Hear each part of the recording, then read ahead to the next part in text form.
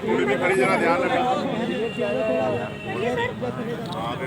हाँ जी जी थोड़े यार इन्हों कर लेंगे, खराब कर रहे सब लोग इन्हों कर लेंगे यार भाई जी बैठो सारे प्लीज बैठो यार जान दो चंगा पैसे ਤੁਸੀਂ भाई जी बड़ा पीछे हो जाओ सारे बैठ जाएंगे यार। देखो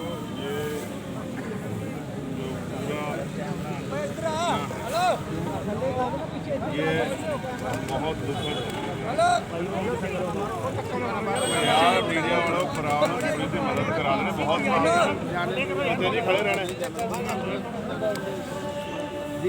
ये जो घटना है ये बहुत दुखद है, निंदनीय है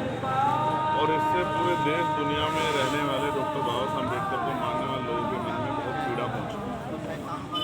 पीड़ा इसलिए क्योंकि ये जो धरती है ये संतों गुरुओं और महान पुरुषों की धरती है और जिस तरह के एटमॉस्फेयर में सरकार की कमी, पुलिस और एडमिनिस्ट्रेशन की कमी के कारण इतना बड़ा धक्का जो है यहाँ हुआ है।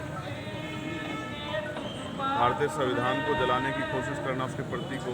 राष्ट्रीय ध्वज को भी, कल इंक्वायरी में आया मैंने आज सुबह ही मुझे पता लगा कि यहाँ राष्ट्रीय ध्वज का भी एक हिस्सा था जिसको जलाया गया है और बाबा साहब अम्बेडकर के स्टैचू को तोड़ने का प्रयास कर रहे हैं। ये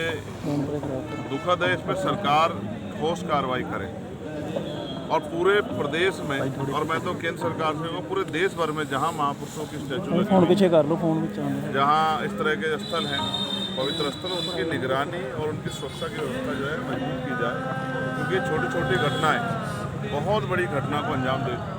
जन्म दे सकती है। ये बात मैं और आप सब समझते हैं। भारत जो है धार्मिक और मान्यताओं और इस तरह का स्ट्रक्चर में बसा हुआ है भारत की भावनाओं के साथ बहुत कुछ जुड़ा है, बहुत बड़े बड़े परिवर्तन हो जाते हैं। तो मुझे वहाँ से यहाँ इसलिए आना पड़ा क्योंकि जिस तरह से लगातार लापरवाही बरती गई और अभी भी मैं इस बात को लेकर चिंता में हूँ कि मैं वहाँ ऊपर जाना चाहता था लेकिन सीढ़ी नहीं, मुझे नीचे खड़े होकर माल्यार्पण करना, लेकिन अचानक उस दिन एक दिन रात पहले कैसे सीढ़ी लगी और फिर इतना बड़ा वहाँ से यहाँ तक वो ज्वलनशील पदार्थ लेके आना और ये सब चीज़ें करना। तो पुलिस क्या कर रही थी, सुरक्षा एजेंसियाँ क्या कर रही थी, हमारा इंटेलिजेंस LIU क्या कर रहा था और फिर इतनी देर तक। और मुझे तो यहाँ के लोगों पे भी जो है थोड़ा सा इस बात से लेकर मेरा क्रोध है कि उसकी वीडियो बनाने की वजह उसको चक्कू ले लेना था तत्काल। जो बंदा इस तरह की हरकत कर रहा है कि सेंटिमेंट खराब करने का काम कर रहा है, माहौल बिगाड़ने का काम कर रहा है पूरे प्रदेश का, देश का, ऐसे लोगों को छूट क्यों देनी। तो उस पर सख्त से सख्त कार्रवाई हो, उस पर NSA लगाया जाए क्योंकि राष्ट्रीय ध्वज का अपमान करना है, संविधान का अपमान करना है, देशद्रोह है। तो देशद्रोह की धाराओं में उसको ऊपर बढ़ाई जाए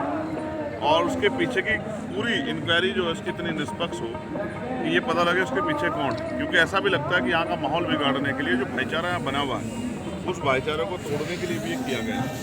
जैसे कोई बता रहा है कि उसका ब्रेन वहाँ वॉश हुआ, कहीं भी वॉश हुआ हो,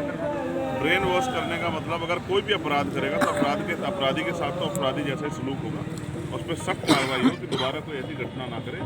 ये हमारे मन में चिंता है। मैं यहाँ की सरकार से मांग करता हूँ धार्मिक स्थलों की सुरक्षा सुनिश्चित करे सभी धर्मों के।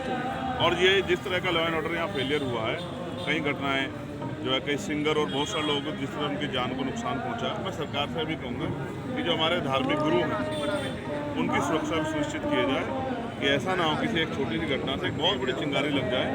मैं यहाँ इसलिए आया हूँ पर्सनली ये जानकारी करने के लिए कि इस घटना के असल में क्या है, पुलिस की कार्रवाई और ये सब चीज़ सरकार की देखरेख में होता है, लेकिन ज़मीन पे बहुत कुछ पता लगता है। तो आज हम बैठ के इस पर चर्चा करेंगे, सारी बात को निकाल के फिर दिल्ली में जाके इस पर और मजबूत चर्चा करेंगे क्योंकि ऐसी चीज़ों को रोकना पड़ेगा, भविष्य में चीज़ें ना हो। देखा जाए तो जिस दिन ये